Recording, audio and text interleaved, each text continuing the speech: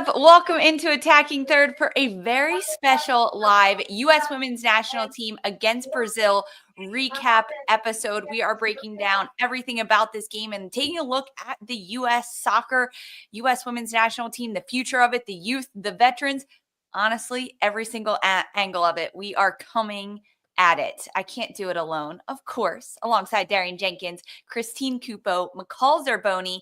I'm Lisa Carlin. The U.S., they fall 2-1 to Brazil in the second of two friendlies in this international window. A 34-second opening goal to Catarina Macario for the United States, but Caroline for Brazil came storming back with the equalizer in the 24th minute.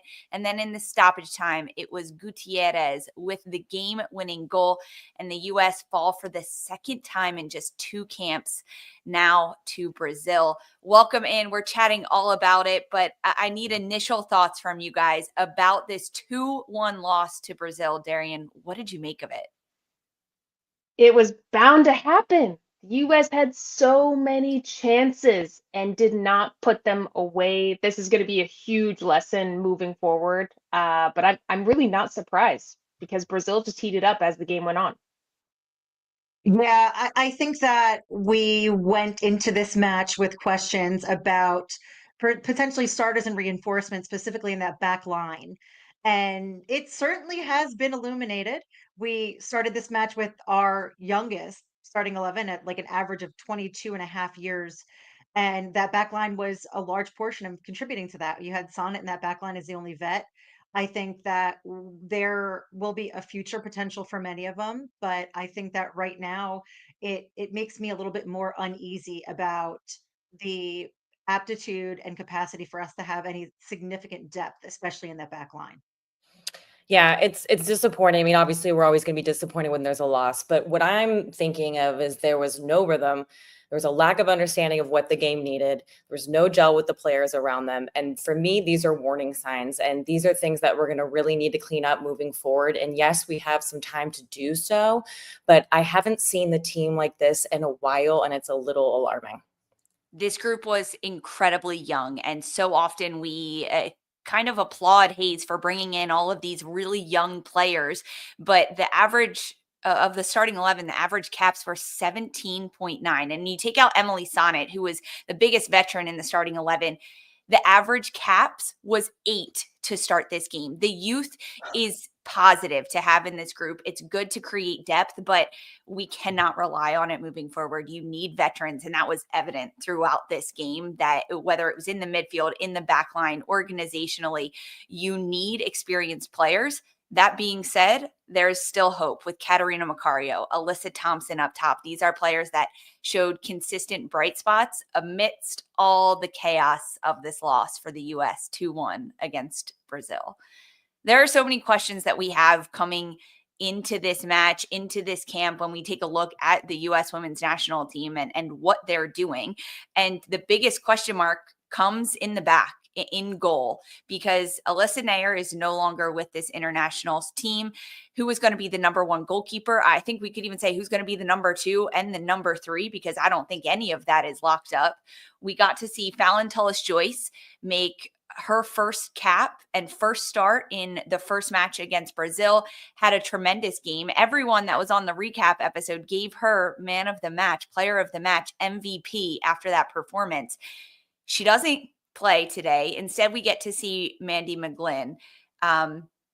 Why not play Fallon Tullis-Joyce in this game again, right? There's so many question marks, but McCall, for Mandy McGlynn and this performance, she faced a lot of shots. She did make 5 saves, but conceded 2. How much of that falls on McGlynn's shoulders? I understand in friendlies to give people opportunities to get some legs underneath them. But based on the performance of Fallon, she was a straight number 1 for me. Just keep getting her reps, keep getting her familiar back there, and keep playing her as much as we can, because what she showed, she can be a superstar for us. And Mandy McGlynn still just gets a little too confident building out of the back. She plays a lot of balls centrally that can pose for the opponent to just pick off and run straight at her. And I think once Fallon gets better at building out of the back as well, she's a clear number 1 for me, and I would have liked to see her play today.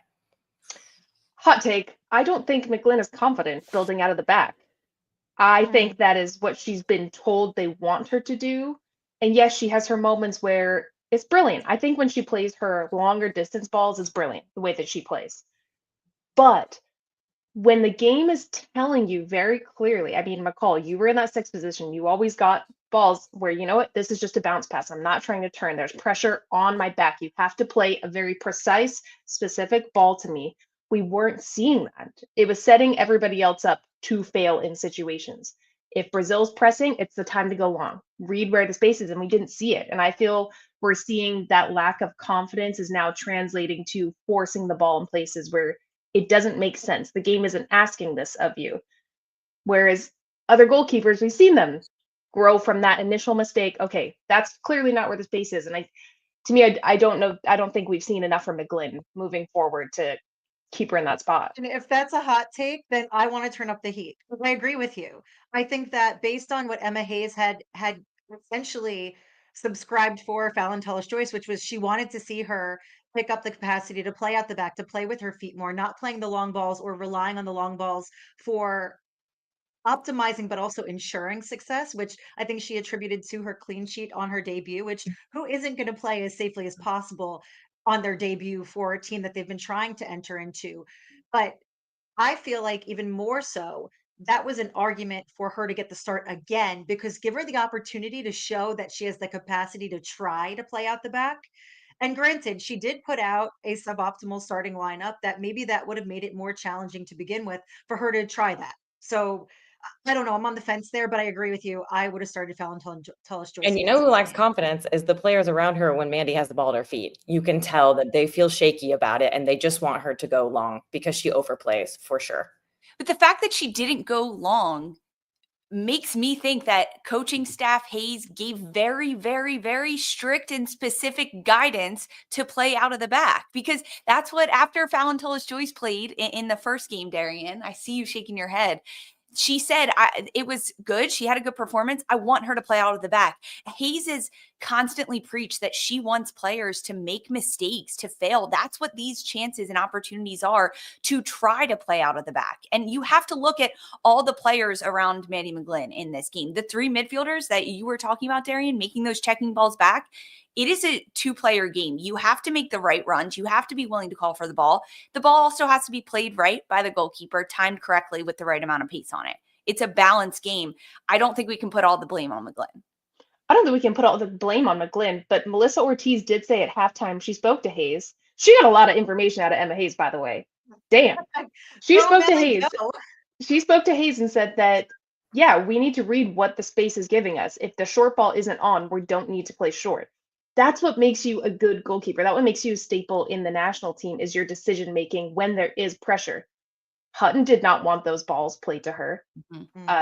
There were so many players that received the passes in those pockets that they were moving to shift around Brazil's press because they knew McGlynn was playing those balls. They've seen her play before and know that she likes to put them in hot pressure pockets. And she played right into it. So I think she should have started McGlynn, because we needed to see, is there growth from last time? We saw the same mistakes last time. That's what these games are for. You get experience, but I don't think we saw enough of the change in decision making for me to be convinced that she's got a spot at that position. But also she's watching Fallon ball out. And so she's like, okay, I want to show what I can do in the build out. So she's kind of forcing it, right? And she's forcing it into bad situations.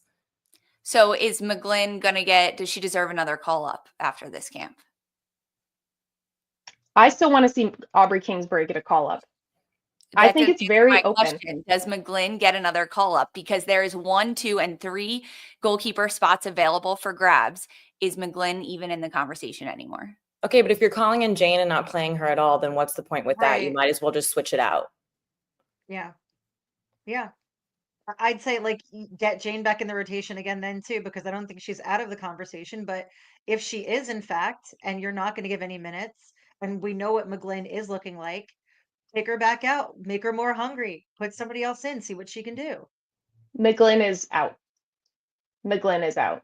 To me, she's one of those players that it's not right now, it's later. We're giving you the tools, the feedback to go work on this with your club team. They like you to play aggressive and play out of the back.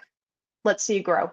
Okay, but we have 6 players who did not get a start in these 2 games. So those are the players that we should be concerned about, because if they were not selected in either game, we're looking at Hatch, we're looking at Yasmin Ryan, Sam's. Alana Cook, Jane Campbell, Sams, and Jaedyn Shaw did not get the start out of these 2 games. So if they're not in the future plans or they're not good enough to start in a friendly, then why are we calling them in?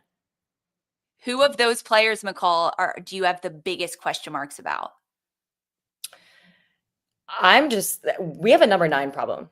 I think we have a number 9 problem. I think Macario is a very good player. She is not, her strength should be at the 10. She's better at link play. She's not super good with her back to goal. She doesn't have explosive power to take on people individually. She doesn't have a ton of pace or speed.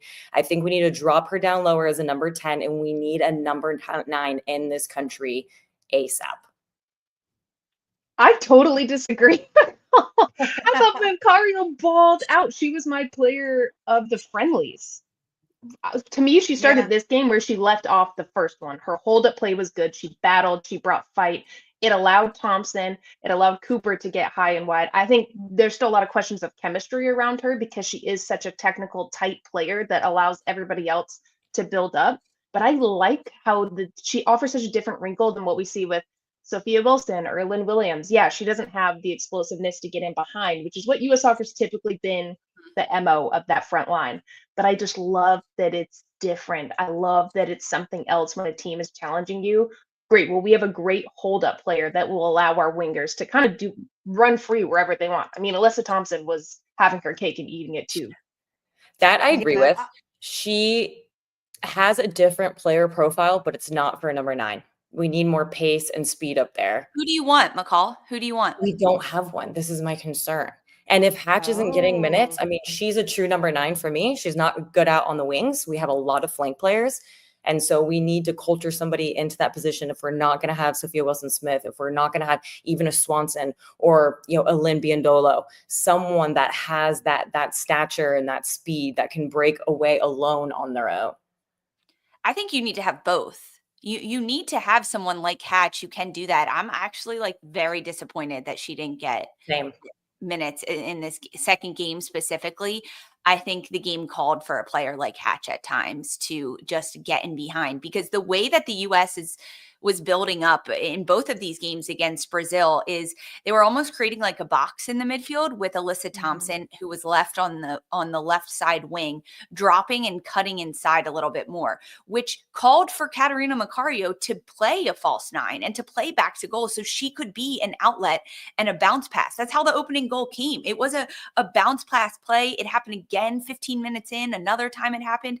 It was up until Brazil made those changes. 10 minutes left in the first half. That was where all the success was coming from. Alyssa Thompson down the left side and Catarina Macario being a false 10. Because if she stretched at that point, McCall, no one would have found her. She wouldn't have been able to help with the build out. No, she needs to be a false 10. She can't be a straight 9. And can you imagine her against France, against all these other big, better teams? She's not going to ball out like she did today. That was a very young, raw Brazil today. And yes, she was able to show her expertise and her experience and her knowledge of the game. But I just don't think she's going to be pulling it off for us in a major world tournament.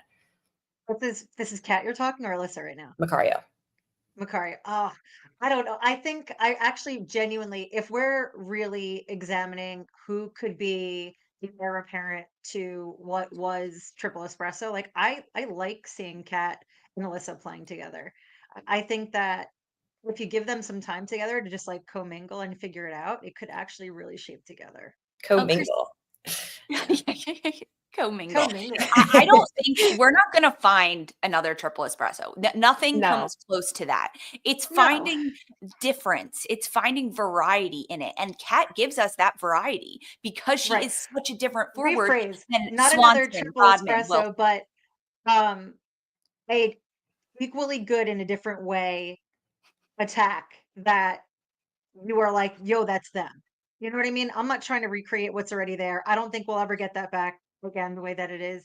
I don't know that we'll get them back Ever, again if ever. ever as it is. So, So now, um, if they're not there, Christine, Triple mhm. Espresso in whatever variety, all three of them at the same time hitting their form, right? Trinity Rodman is on essentially a lifetime of delayed play and slow to come back, minute restriction because of her back injury. Does the US have to change entirely their style of play with different forwards?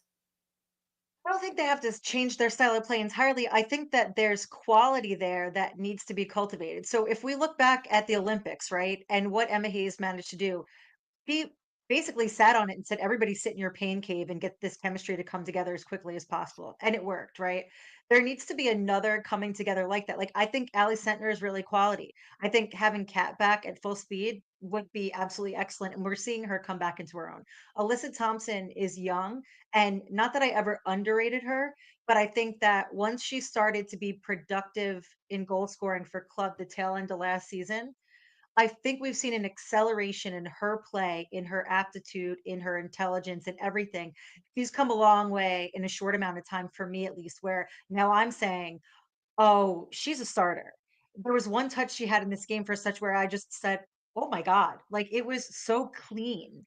And there's no hesitation. She'll move through a ball and just keep going. Like her movements are really smart. So I think that she's another asset. I think coming off the bench today, too, yes, Ryan. Like there's a fire in her that you see that her movement, she's a little bit, she's not afraid to carve into spaces and pull back and just sort of reassess what's going on. I think we get somewhere with what we have, but it won't necessarily be the same product, but equally potent. Yasmin Yeah. Ryan contributes when she's on the pitch. She is a spark. She's not a starter for Hmm. No. me with this team. Not yet. I don't know When if we look ever. at what Cooper, who's only had like five caps now. Cooper to Mhm. me has a rawness that comes with being young and Hmm. not having the experience of pressure that I think Yasmin Ryan has had where she's in her head. I think Cooper plays with this really, really beautiful freedom where I'm going to truck you and I'm going to make the game simple. I'm a winger. Whoever was in these positions is gone. I'm going to get end line. I'm going to create corners. I'm going to pick out crosses because that's what I've been working on. And I'm going to shoot my shot when I get chances. That's what you want to see in camp I in like her these a lot. moments. And then you use Emma Hayes to cultivate that into how are we making you unstoppable on this team and with club. She's like Play-Doh right now, but that's like just a muscle that is just waiting to be formed into this super key player that we see glimpses of, just not consistently yet.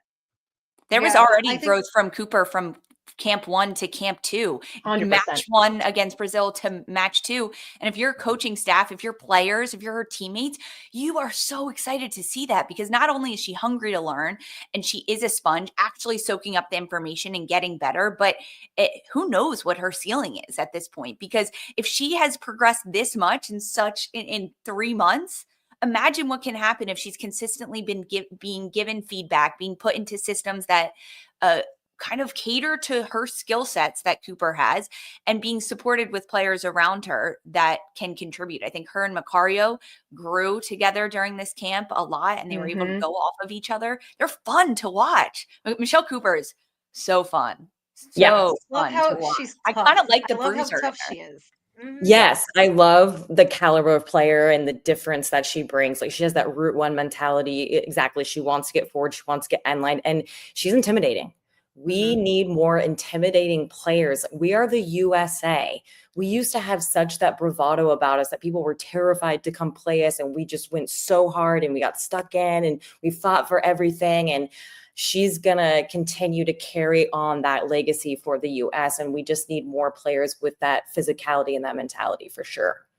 Yeah, for me, We I think I are hang the US. banner that, like I mentioned earlier, like before we even jumped on the broadcast, is like the gift of age is experience for these players. The gift of youth is fearlessness. And we saw that in the first half where they're playing freely. And I think that there needs to be a middle of the road where Emma Hayes tweaks it, where you have this perfect sort of coming together in between where you get a functional, um, optimal system where you can lean on both because you need both. Mhm. I like that conversation, Christine. We're going to dive into it. The age, youth versus experience. Where is that sweet spot? How does Hayes find it? Because, guys, we're only getting started. More Attacking Third coming up next.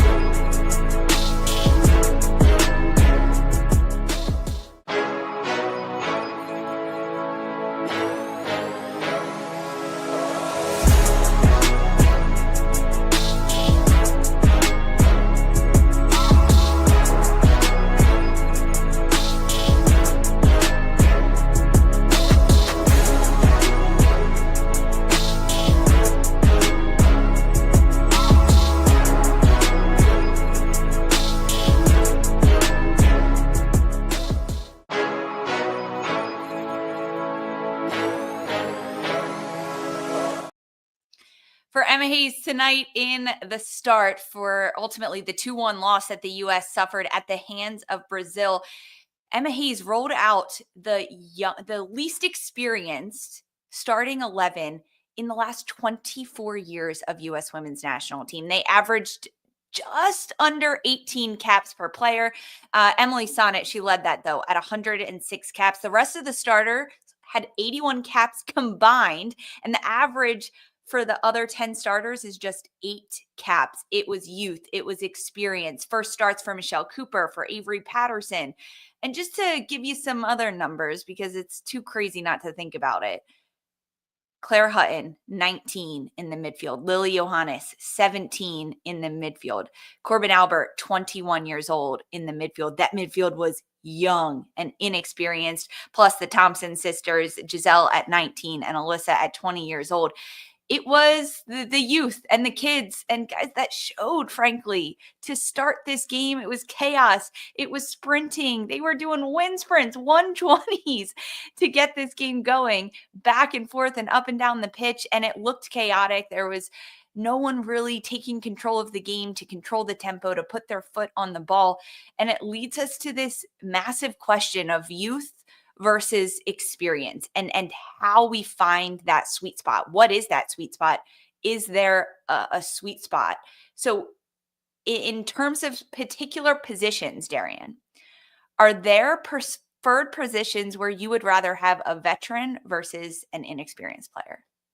I mean, 100%. Let's look at a defender. You want experience. You want to trust. You want to know that the decision making is going to be good and they're going to play simple and not overcomplicate the game for everybody else moving forward who have to make more real-time decisions against defenders, against an ever-changing defense. As we move up the field, go with the youth. I am not fully on board with this. Some players are too young to be in this camp. To me, it's about your experience and your reaction to those experiences. I think we've seen players like a Alyssa Thompson, who, yes, came in early, or a Mallory Swanson, who came in young, and she learned so quickly. She stayed in this national team group and has become a staple for this team. The U.S. changes the way they play when Mallory Swanson is on the pitch. I think Alyssa Thompson, for me, is on a track to be one of those players. Once she gets her decision-making down early in the match, it's going to be lights out. She still has a lot to grow there, but as we move higher up the pitch, to me, that's where you can experiment a lot more. That's not going to change the chemistry between everybody so much because you can trust what's happening back there. You have the freedom to explore up front because you know that you're going to get the ball back and get those chances to actually experiment up there. But I'm curious what McCall thinks about the middle of the pitch. Middle of the pitch, I'll go on in a second, but it can't be all youth up top because then you'll have inconsistency, you'll lack the clinicalness, you'll lack that refinement, the execution, and all the things that you're going to push and pull an opponent to control a game. And they're the first line of your press. They're the ones that can pop you in an early goal if they have that clinicalness. If they lack it, if they keep missing chance after chance, then you start to lose hope. Your squad does. So you have to have somebody who can really execute up top and then have some energy and some youth and some speed around them. There's got to be one on the front line that's holding it down. McCall's putting a lot of pressure on that veteran forward. It's like everything relies on you. I get but it. I think though. you get that from youth. I think you can still get that from youth if they get the experience. Youth does not equal inexperience to me. That's my crux with this conversation. I think that there's times when they go hand in hand, though, because Lily Johannes has been a professional and she's still 17 though, right? And or you could look at someone like Mandy McGlynn, who at 26 years old is not as experienced at different things, right? Because I think a lot of Champions League football. Exactly. We're talking about Triple Espresso. Triple Espresso was so young at the Olympics. Mm-hmm. Mm-hmm. Triple Espresso was still had young. A lot of all of those players. They had a lot of experience.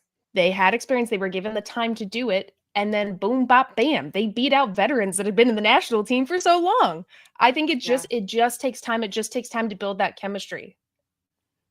Do you think, Darian, experience solely can come from internationals and U.S. camps? Because when you look at the take 10 steps back and look at the global landscape of soccer, Emma Hayes coming in has brought in players that are playing overseas, right? Lily Johannes, who is a professional, who even in the NWSL, players that have gone professional younger, they've gone college.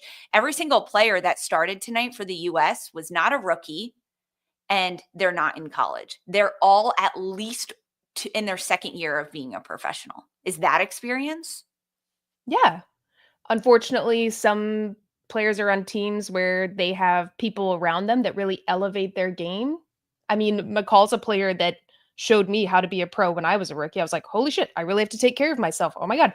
McCall stays an hour after training and takes care of herself. And like we're hearing players like Trinity Rodman talk about that. And she's in her 20s. Now imagine these younger players who are now surrounded by players as professional as, say, McCall Zerboni, that it takes time to learn it. And yes, hopefully they are on those teams. Reality is not everybody is. But you getting that experience, Alyssa Thompson training with Kristen Press and talking about how much that's helped her game. That experience can come with your club team too, but it's a different type of pressure. I know McCall can speak to that way more than I can, of being in a national team and how quick you have to learn. And to me, looking at the reaction of the players and how quick you translate that to your actual game and how you take care of yourself, how you prepare and how you alter and get better is really where you're measured on if you're getting called in again or not. Yeah, it's a different level playing on the global stage, but it's also a different dynamic in a tournament setting, right? So the organization of the competition. So when you have a lot of chaotic energy and you're expending it right fast because you're young and you're running around and you're not controlling the game. Well, in a tournament, when you're playing a game every 3 days, you're going to burn out useless energy and you're not going to have it to sustain through the semifinal and the final. And all of a sudden you're going to have heavy legs because you were doing too much running in the first group stages that you didn't need to do. So controlling games, I think, comes with experience, and we've got to have some players are out there that can really grip a game, hold on to it, control everybody in there, limit the chaotic energy, and just be more useful with their energy. McCall, I want to ask about this midfield because it was young, right? When you look at the players that started this game, with Corbin Albert being the most experienced. Yes, she plays in Europe and she's played in big competitions, but she's only 21 years old. Lily Johannes at 17, Claire Hutton at 19. How obvious was it during this game against Brazil that this was a young and somewhat inexperienced at the international level midfield? Yeah, big stadiums, big games, Champions League, they get to play on those things, but there is nothing like putting on the jersey for your country. There is nothing like that. You just feel this different wave of expectation and pressure and pride and all the things that you don't get at a club level. And also playing a different style of play at your club and then having to come in with your national team, be like, okay, guys, what's our identity? Who are we? What's our formation? How do we play? And just, being in and out of camps and not having a lot of experience together is really important for the midfield, right? Because they're that anchor, they're that line of defense that connects the defenders with the attack. And you need to have a lot of fluidity in there and a lot of familiarity with each other to really anchor the game.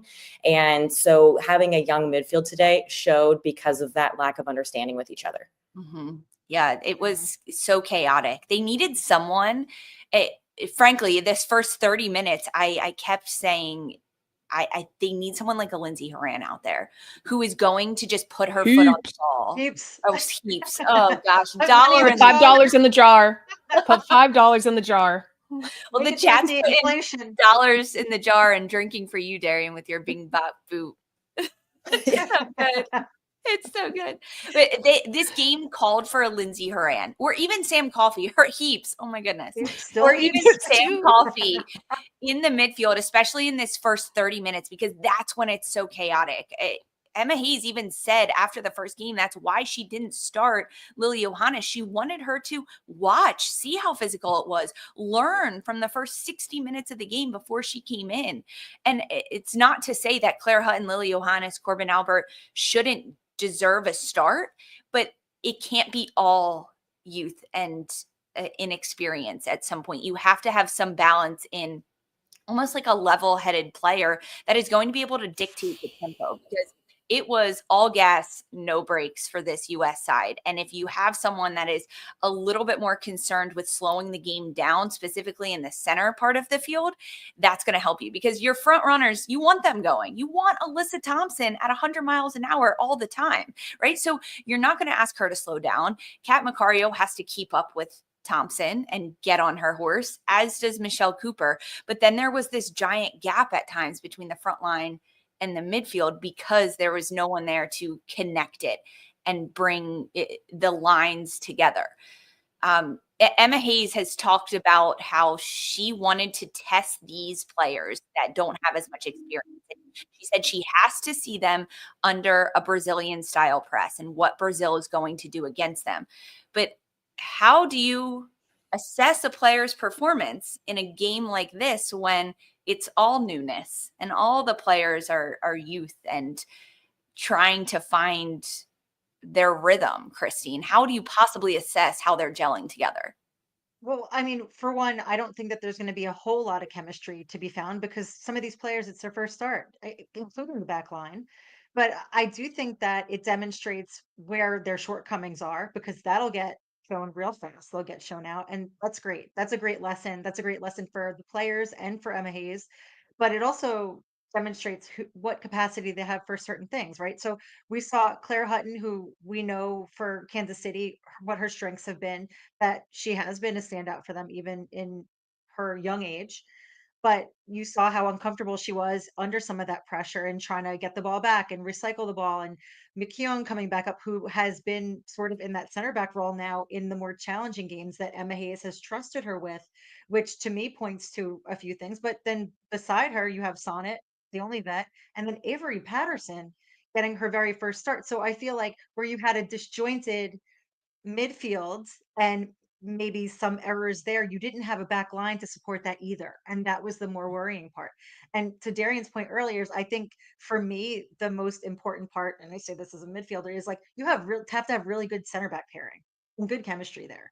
So I feel like that's been an area of focus based on what I'm seeing.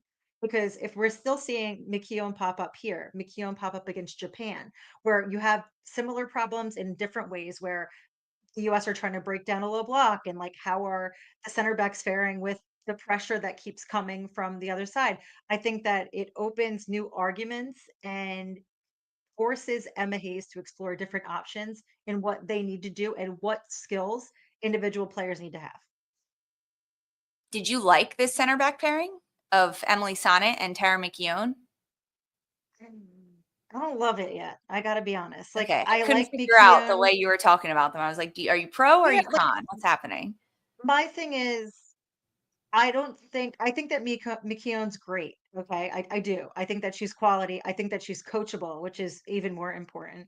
But I think that if we're in this conversation where we're also trying to check left and right back situations, which obviously are under scrutiny, why wouldn't you try to push somebody else into that spot and see how they could fare, especially while you're trying to pair them with Sonnet? Because I think that the veteran options now are even more limited because Tierna is out with Mhm, ACL tear. mhm. Um, who else do you pair? You know, you're putting youth out on the flanks, and that's Emily great if you're. Sams. Emily Sams. You put Thank Emily you. Sams there. I wonder if I'm she got so a glad knock that you or led to something that. because Yeah, I'm Sam's got shocked to she be didn't get up. minutes. It's weird to me that she didn't play any minutes whatsoever. But like Lisa, Emily Sam's 1,000%. Like, yes. And I wanted to see her Lisa, from jump. Lisa, are you still on Mickey Own? Do you still have the utmost faith in Mickey Own? Because you've been like the I biggest know. you've been I the biggest have. supporter of her out of all of us and I her have potential with the been. national team. I have been because I think that she does show a lot of good promise, and there's a lot of growth that can happen with Mickey Own. This game today, though, was very, very poor defensive organization and defensive structure from the US. And that stems from the center backs. And I am going to put some of that blame on Emily Sonnet, but it also, I mean, it mostly falls on Tara McKeown. She was getting pulled out of position left and right. She was constantly being dragged by the way the Brazilian forwards were moving, Darian, and it opened up all this space. And to Christine's point, when you're playing alongside two outside backs, such as Avery Patterson in her first ever cap or her first start, excuse me, but like first real minutes, right? She played change minutes at the end of the other game. And Giselle Thompson, who is a teenager, you have to have more stability as a center back because you have to understand that they're going to get pulled. They're going to be out of position at time. But going against the Brazilian side, that was a 3-5-2 at times with four front runners constantly. The weak side back post was always open for Brazil. They should have had 3 or 4 goals, which Okay, would we like to see like a Sam Staub back in the mix because she brings a different element as left-footed center back? Jesse, yes. Let's Yes. get her back in there. Let's throw something different in there. absolutely. They need a left-footed center back. They need left-footed players on Especially that now that side. Tierna's out, like that's got to Without be. Tierna, with Crystal Dunn not playing in there as well, with Emily Fox out of the mix as well, there was a big black hole that the defense just kind of trickled into during this game that was very evident. What did you notice, McCall? Huge gap between Mickey Owen and Sonnet. Like it was just Swiss cheese. Like they were not rotating and shifting hard enough. And when Avery was getting a lot of pressure on her side, Sonnet had to swing over and cover, and Mickey Owen didn't come over far enough. And Brazil was just really taking advantage of when they were on the flanks of that gap in the middle because the space between Mickey Owen and Sonnet was too large. Giselle Thompson was a liability at times in this back line. She plays with the energy. McCall, you said this earlier. A young player a little too excited about being in a match. I mean, we've all been there. I cramped like the first 10 matches of my professional career because I was like doing way too much. The Thompson sisters used to cramp all the time.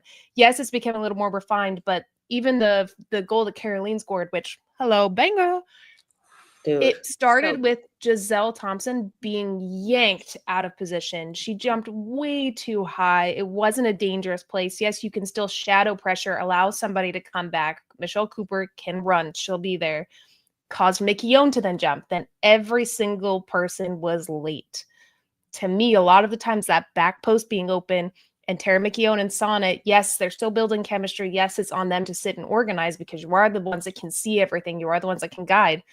You can't just let Giselle Thompson run out. You all have to adjust. And I think a lot of the time it came from her being way out of position and so overzealous and trying to get pressure that didn't make sense at the times that she did it. Giselle Thompson doesn't do that with Angel City, though. She's much more contained in her center back role. I don't know if teams bring that. I don't know if she has to do that or feels like she has to jump in those spaces with her club team. Okay. I want to mention that Alana Cook did come in this game in the center back role. How did she change things? How did she change things defensively? No, I think she should have prevented that enough. last goal.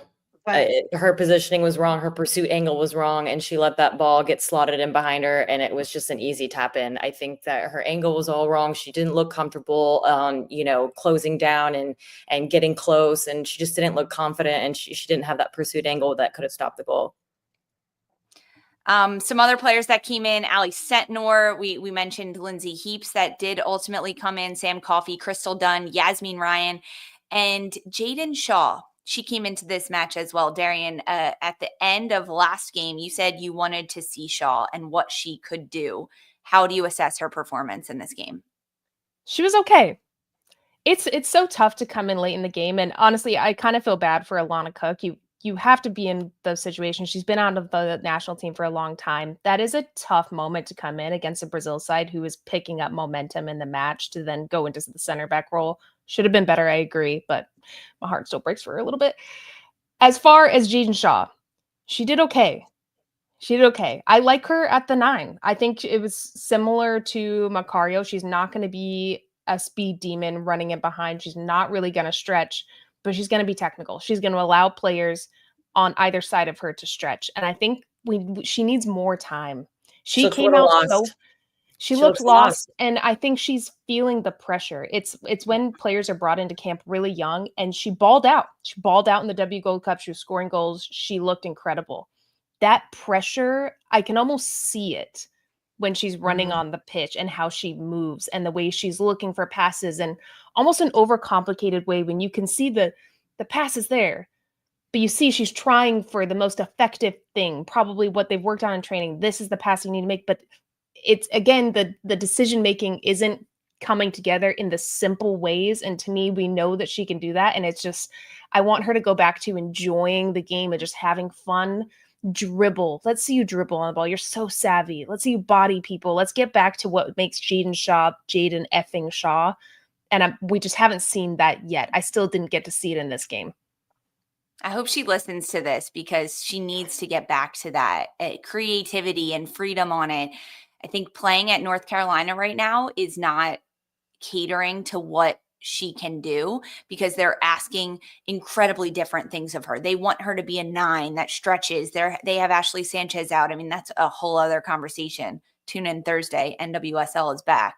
But Shaw is not going to be able to take these next steps forwards if she can't get out of her head in these moments like this, which just kind of leads into every conversation that we've had about this international window. All these players that have been brought in, are they too inexperienced? We're trying them all, but who is going to actually be the ones that contribute and can fill in the holes when Triple Espresso isn't there, when center backs that should be our 2 starting center backs, Tierna Davidson, Naomi Girma, are unable to come to camp because they are injured. And sadly, it's not a fantasy question of what if, who's going to be our number 2, because unfortunately, injuries happen. These things are upon us right now. So if the World Cup were this summer, if Emma Hayes had to make a decision now about who she was bringing to games that matter. I see you in the chat, Lisa. It's just friendlies. It's just friendlies. No, now we're playing. It's the World Cup. Who makes the cut, McCall, and who doesn't? Wait. Lisa, you go first for a change. What do you Ooh, think? me go Yeah, first. yeah. I Why should everybody love else be in the this. hot seat? Let's see it. I love this. Fallon Tullis-Joyce. She is going to the World Cup. Sonnet. I am also bringing Tara McKeown because you need center back depth. Emily Sams, despite not seeing her, she's going. Lily Johannes, Alyssa Thompson, Katarina Macario, Michelle Cooper. Guys, I'm bringing Michelle Cooper right now. She looks like she is ready to go. Lindsay Heaps, Sam Coffey, Crystal Dunn, Yasmin Ryan. I'm reading down the roster. Can you tell? Those are the players I'm bringing. Listen, Triple Espresso was super cute. We're probably never going to see it again. And that's what we have to bank on. It was awesome for the Olympics. It worked. It's for a temporary time, but we have to understand we need to build forward from here now, and we can't rely on what we did. I don't have enough players to fill my team sheet, but I have 5 or 6 that I can put on automatic for sure. Fallon, yes. Sonnet, yes. Sam Coffey, yes. Trinity, yes. Heaps, yes. A. Thompson, let's go. She for me, without A. Thompson right now, who are we? That's what I have to say. Mic drop. McCall, I know not your favorite, but to me and Macario, number one. Number one, girl. You want to play in the 9 or the 10? You want to play in the 6? It's your spot. I think you balled out. Wait, hold on, Darian. McCall, if the World Cup is in a month, are you bringing Katarina Macario? Oh, yeah. No, she's on the roster for sure. Okay. I just don't like her as a true number 9. She's a better 10, false 10. Okay. Continue, Darian. No, I'm just going to name 3 to me that really stood out. Alyssa Thompson, Lily Johannes, and Katarina Macario. Those players, and we even saw them combine a little bit tonight, the way that they can move off of each other, the patterns that they see, they are all so different, but it works. They all make each other better. So those are 3 players to me that made their case that I'm like, boom. And in Crystal Dunn, we trust. She's never been off my list. She never will be. I hope she never, ever retires. Bring her in every camp. That position is hers. No competition. Christine, you got 3 players for me quickly? 3 that I absolutely think locks. Yep. Emily Fox, Kat, and I'm going to go Coffee. Necessities.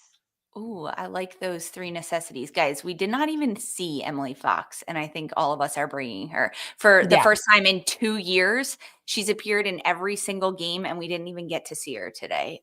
It's a heartbreaker. We miss her for this one. But we've answered a lot of our questions that we have, and frankly cracked open a lot more that I know Emma Hayes is already looking at how she can dissect this team and continue to grow it, because she has an impossible job that frankly I'm so glad I don't have, because she has to cater to these veterans and get them to continue to take steps in the right direction and gel the team, while also bringing up these other players that don't have as many caps. They lost tonight 2-1 to Brazil. Katarina Macario did get a goal, but then Brazil came clamoring back, 2 goals and a butte by Caroline in the 24th minute. Don't go anywhere, guys. We've got more Attacking Third when we get back.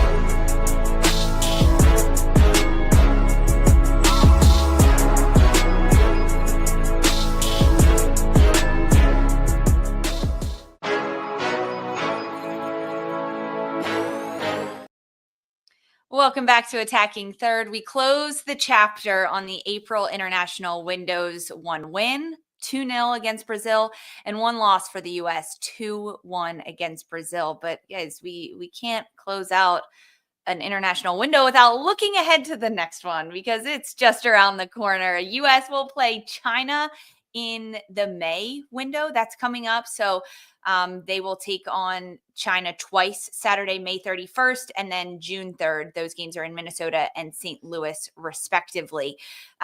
What do you want to see, Darian, from this U.S. women's national team, Emma Hayes, when they take on China, 17th ranked in the FIFA rankings come May and June? I'm not worried about China. I want to see the chemistry build and certain partnerships of who Hayes is going to focus on. I mentioned Johannes, Macario, Alyssa Thompson. How else is that going to manifest? What is she looking for these players to work on with their club teams, with their personal coaches, whether it's how to take better care of yourself or how you're producing on the field, your movement. Michelle Cooper, your crossing. I still want to see it get better. What is it that she's asking these players that we'll actually be able to tangibly see in this next camp? And I think so much of that is going to rely on chemistry. To me, these 2 games was all about who can build with each other and, hey, who can't when a test is really coming up, because it is. I know it's just friendlies. Chat, stop yelling at Lisa that it's just friendlies. It's a big deal. It matters. You only get so many minutes with this team and under the coach actually face to face, that we need to see big jumps and strides as to who really made their name here and who has the most potential to possibly make a World Cup team. It's not much time between now and June, right? For NWSL players, for WSL players, for players in France, it's only a little bit of time, a couple of matches, McCall, but players that have been called in or looking to get called back. But even with this group as a whole, what do you want to see? Dear Emma, please play Fallon for both games the whole time. That's fair. And play the starting back line and let them start building relationship, some shape. And when they build out understanding of where the player wants the ball, when the player wants the ball, where the player wants the ball, let her get the world is psyched about Fallon right now. I was getting text messages about her straight up and down. Like, she is going to be our one, but you've got to give her time. You've got to let her get connected with our starting back 4, which I'm imagining who are the starting back? Left back. Okay. Emily Sonnet looks like a McGlynn, and let's go Foxy. Like, put those people for both China games and let them ride out. I would argue Emily Sams over Tara McKeown. But she's not even getting the look at all right now. Lisa, I'm shook. I'm shook we're off the Mickey Own train now. I thought you were going to ride or die forever. I think she should still be an option at center back, because Hayes needs options, right? You never know what's going to happen. And she's not a bad one. She's been thrown into the fire, and a sink or swim moment, she made it back to land, Darian. She did. She did, but if Germa's healthy, Germa wipes out everybody. Of course, as would Tierna Davidson. Mm-hmm. Absolutely. But she's the exact kind of player. Do not rush. Do not force it. It's not a tournament here. She is so valuable. Just be careful. And it only proves Hayes's point even more, that she needs depth at every single position at the U23s, playing consistently, getting caps. That way, if there is a injury epidemic, she has players to go to. In June, pregnancy epidemic. Exactly. Anything that happens. In June, I want to see more consistent players get called in that have been. I think Hayes has done a really good long stretch of bringing in players that haven't had any camps, have never been called in, never played with the internationals. I want to now start to see some consistency in who she's calling in. Not just so we get our predictions right for lineups and things, but because these players deserve a little bit of consistency in who's being called in and what's being asked of them. I don't know what that looks like yet, because I haven't seen enough consistency from Hayes to be able to predict a 24 players that should be in, barring any health issues. But that's what I want for Hayes and for these players heading into this June camp. What about you? Can I have something spicy? Yeah. So there was 24 players on this roster, but 23 for major tournaments or the World Cup you can only take. So who would you drop? the one player. Again, Again. how many goalkeepers do they usually bring? 3? Mm-hmm. Yeah. Mm. Ooh, that's a good one. I would probably drop Giselle Thompson.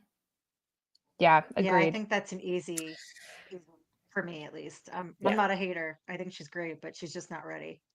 Or Or an Avery Avery Patterson. Or Yeah. Avery Two Patterson. players that are really, really green. Although Avery Patterson balled out. We didn't give her flowers. I thought she did really well. Yeah. It's a big moment for her and she handled it well. Mhm. But and those players have time. They can do like 4 cycles if they want to, and so they can take their time building into the system. Cupo, what did you want to see next? No, I want to see actually, which I realized was an improbability. So I feel like Emma Hayes kind of set us up for failure with these games back to back. But Emma Hayes had talked a lot about just like cleaning up their passing ball retention and also regaining the ball once they're dispossessed quicker. Which we didn't really see much of that. Like, I just want to see them play more cleanly. And that, I guess, will come with a little bit more chemistry.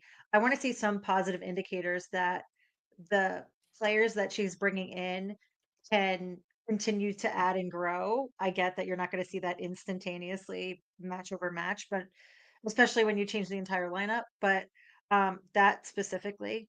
And then I think I need an airtight back line again. Like figure out how to arrive at that destination the quickest and throw all of your energy there because not that it's attractive ball, but like you can always fall back on having a really solid defense. Is everybody over the experimentation phase? Is everybody like I kind of kind of am. getting their Yeah, fill of I it? kind What's of the am. vibe? Stop over making it. me I'm over nervous, it. bro. Just let's go. Let's build. I'm not It's I'm not just a nervous as much. friendly Yeah, chat. no, I'm Calm not down. nervous as much as like I'm a very like I like to see key indicators kind of person. And you're not going to see that with all of the in and outs. I need some consistency to see, I there's been improvement there. I would argue that Sam Coffey being in the midfield adds more stability to whoever is the back 4 because she adds that back 5. I'm getting nods for the podcast listeners. Guys, that does it. Yeah. That wraps up our show. We've got to go. The U.S., they fall to Brazil 2-1 to close out this April friendly. We did get a goal from Catarina Macario, but then it was 2 for Brazil to pick up a win for them and a loss for the U.S. and Emma Hayes. Thanks so much for hanging with us. We're going to be back on tomorrow. It's 1:45 in the morning on Wednesday. So Thursday morning, 11 a.m. Eastern, live on YouTube. NWSL is back after this international break. We're previewing it. We're talking about it all. Come hang with us. Thanks for hanging, everyone. Along for Darian, McCall, Christine, producer Mark, I'm Lisa. This was Attacking Third.